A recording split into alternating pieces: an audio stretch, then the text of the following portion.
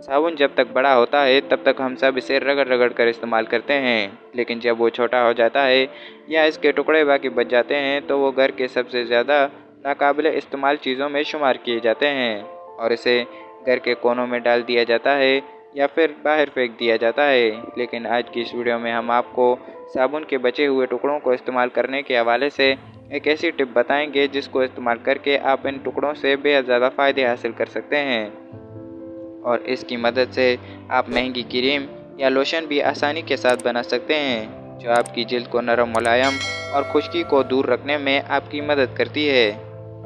साबुन के इन टुकड़ों से क्रीम बनाने के लिए आपको सबसे पहले एक बर्तन की ज़रूरत होगी।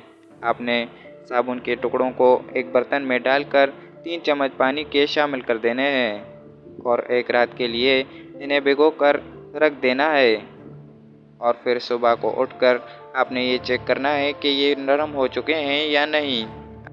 अगर वो बिल्कुल नरम हो चुके हों तो आपने इनमें 3 चम्मच ग्लिसरीन के डाल देने हैं।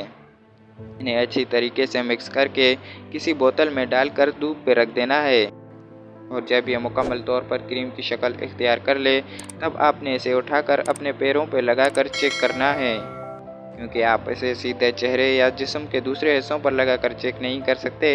इसीलिए आप अपने पैरों पर या फिर अपने पाँव की उंगलियों पर या तलुओं पर लगाकर चेक कर सकते हैं।